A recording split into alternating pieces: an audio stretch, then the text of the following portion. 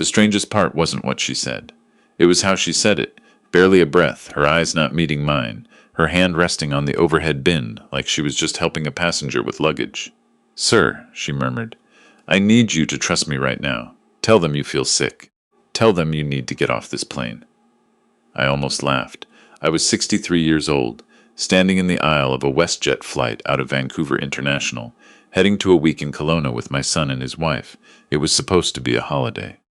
My son had suggested it, out of nowhere, which should have been my first clue, because suggesting things out of nowhere wasn't something he did. He was a planner. He'd been a planner since he was 9 years old and started color-coding his school binders. But there I was, carry-on bag in hand, and this young woman with tired eyes and a neat navy uniform was telling me to fake an illness and walk off the plane. I stared at her.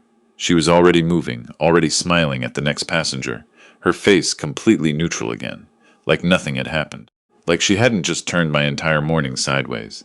My son was 2 rows ahead. His wife was next to him.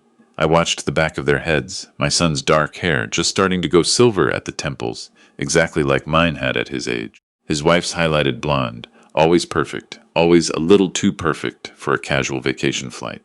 They were talking quietly. She laughed at something. He touched her arm. I stood in that aisle for what felt like a full minute.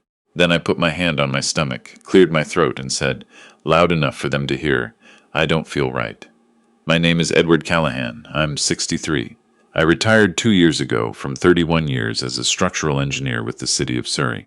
My wife, Rosemary, died of ovarian cancer 4 years before I retired, which means I've spent the last 6 years figuring out what a person does when the person they built everything with is suddenly gone. The answer, if you're wondering, is that you work. Then you retire. Then you sit in a house that's too quiet and try to remember who you were before you were someone's husband. We had one son. I won't use his name, not yet. Let me call him what he was to me for the first 30 years of his life. My boy. Dark-haired, serious, funny in the dry way that Rosemary always said he got from me. He became a financial advisor. He was good at it. He married a woman I'll call his wife, because whatever she was to me, she was never really family. For the first couple of years after Rosemary died, my boy called every Sunday. He came for Christmas. He drove up from Burnaby when the gutters needed clearing, and I mentioned it offhand on a phone call, not even asking, and he just showed up on a Saturday with a ladder. That was the kind of son he was. Then he married her. I don't want to be unfair. I tried, genuinely tried. She was smart. She had a good job in marketing, drove a nice car, said the right things at dinner. But there was always something. A quality I couldn't name for a long time. It wasn't until Rosemary's sister visited from Halifax and pulled me aside in the kitchen and said, very quietly, "Edward, that woman is always calculating something," that I had a word for it. Calculating. Yes. That was it. The calls on Sunday got shorter. The Christmas visits stopped. When I came to them for dinners, she was always gracious, always welcoming, and I always drove home on the Trans-Canada feeling like I'd been handled. I own a house in South Surrey. Rosemary and I bought it in 1991 before the prices went incomprehensible. It's worth just under $2 million now. I have an investment portfolio, an RRSP I never touched during the low years, and a defined benefit pension from the city. I'm not wealthy in any dramatic sense, but I'm comfortable, and I have no other heirs. I tell you this because it matters. It matters to what came next. The change started subtly, the way those things always do. My son started calling again, regularly, warmly. He asked about my health, my knee, the results of my annual blood work. His wife started texting me photos. Flowers from their garden, a sunset over Burrard Inlet, a picture of the two of them at a restaurant with a message that said, "Thinking of you, Dad. Wish you were here." She had never once called me Dad before. I noticed. But I was lonely, and loneliness makes you negotiate with yourself. Then came the conversations. My son sat me down at their kitchen table one Sunday in March with a cup of coffee and a manila envelope. He'd been thinking, he said. He was worried about me. The house was a lot to manage alone. Had I thought about consolidating my assets, simplifying things? He had a colleague who specialized in estate restructuring for retirees. Nothing formal. Just a conversation. I said I'd think about it. His wife refilled my coffee and said, so casually, "Edward, we just want to make sure you're protected, especially with your knee the way it is. You're not as young as you used to be." She said it with a smile, a warm, concerned smile. I drove home and sat in my kitchen for an hour. I called my financial advisor the next morning. Her name was Caroline Ing, and she'd managed my account since before Rosemary died. I told her, without going into detail, that my son had mentioned estate restructuring and that he'd suggested I move some assets. She was quiet for a moment. Then she said, "Edward, don't sign anything without calling me first. Don't even initial anything." I asked her why she sounded like that. She said, "Because you're describing a pattern I've seen before." 2 weeks later, my son called and suggested the trip to Kelowna. A week, he said. The Okanagan was beautiful in July. We'd rent a cabin near the lake. Good for my knee.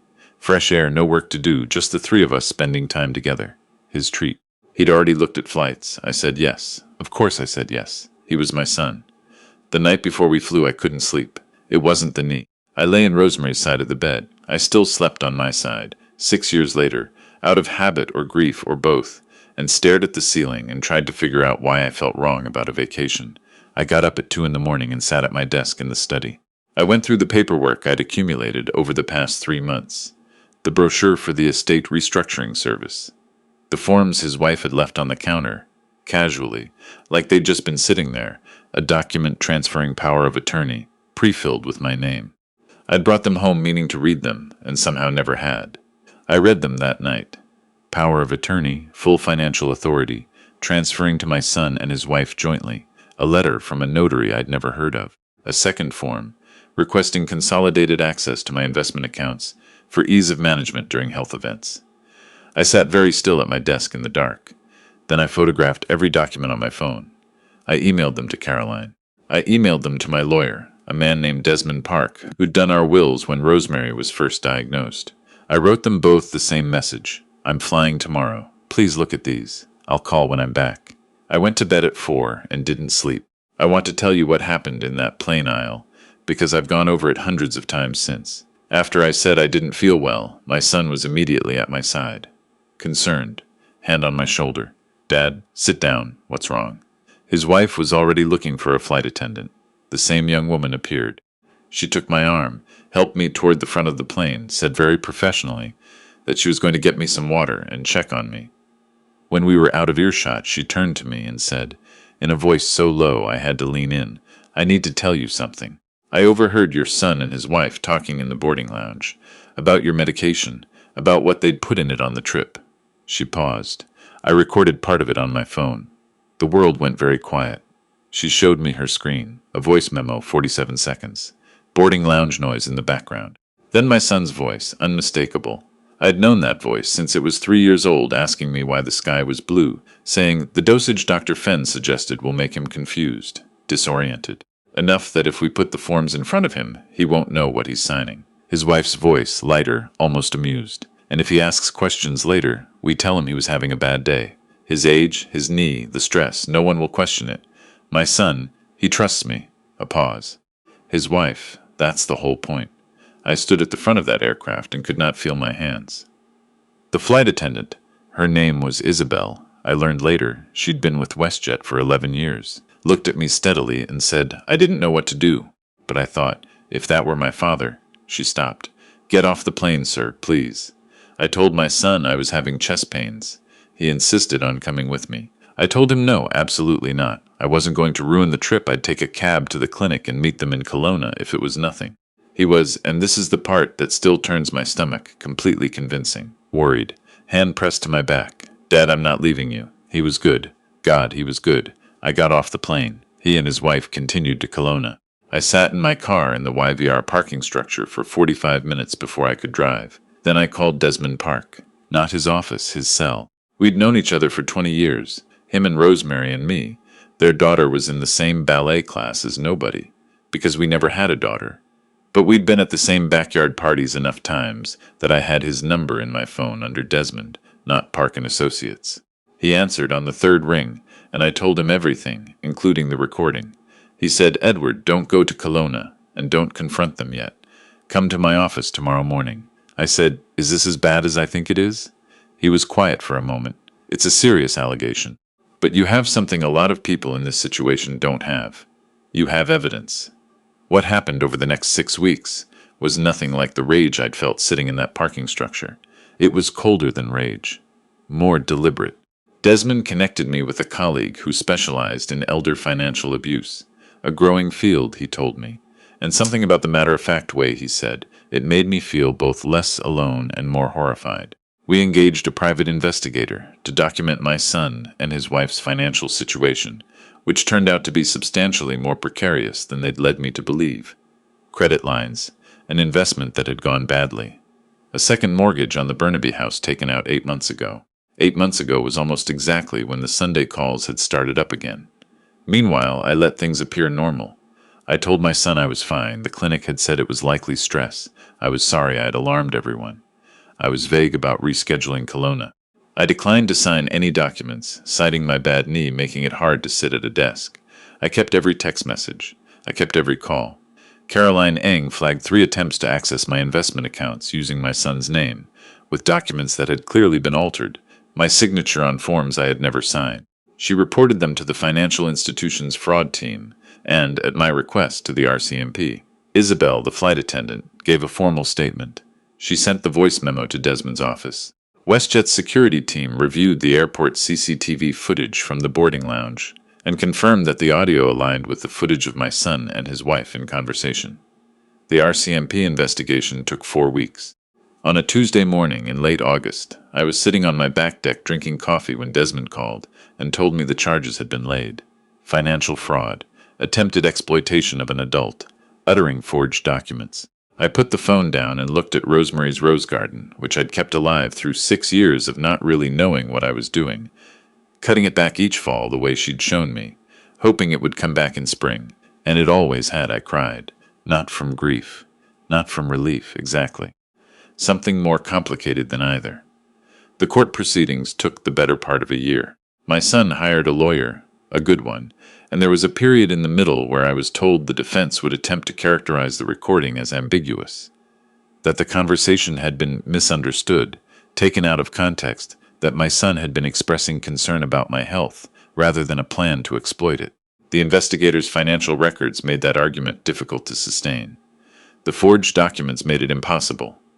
In the end, my son pleaded guilty to 1 count of fraud over $5,000 and 1 count of attempted exploitation of a vulnerable adult. His wife pleaded guilty to the same.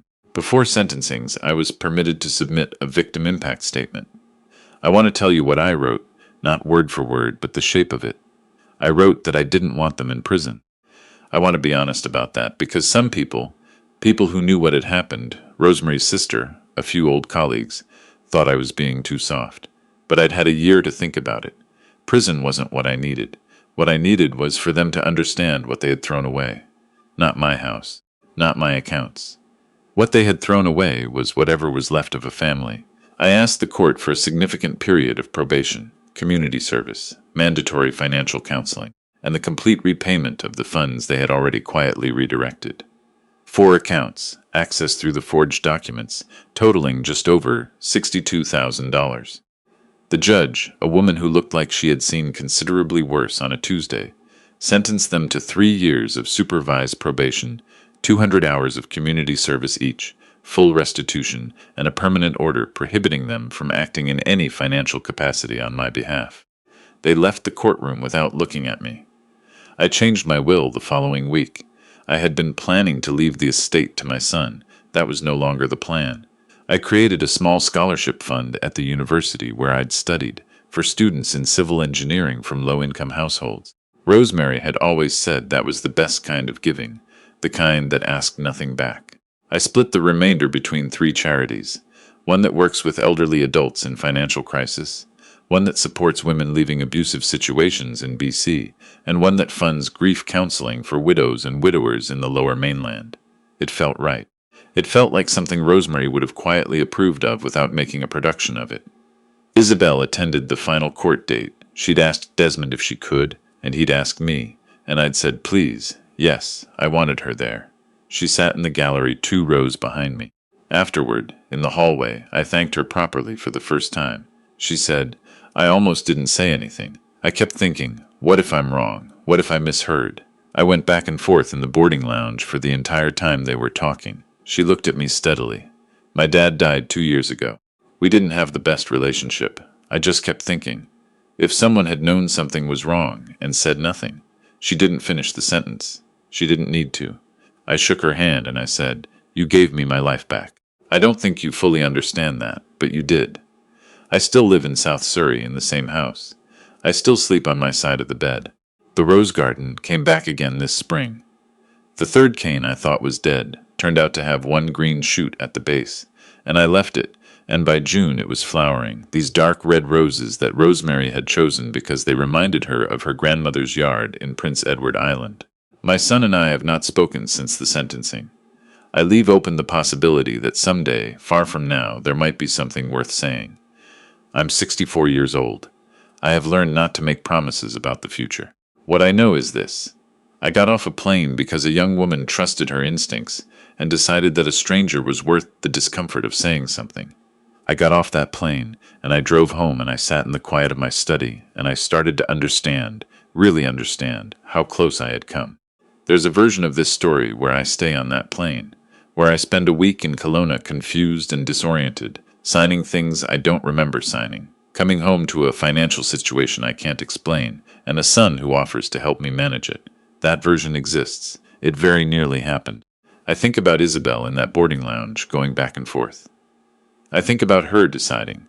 I think about the fact that love, the real kind, not the kind that shows up with a manila envelope and a pre-filled power of attorney form, does not calculate. It doesn't sit in airport lounges weighing outcomes. It just acts. Even when it's terrifying. Even when it costs something, it just acts. Rosemary knew that. She always knew that. I'm still learning.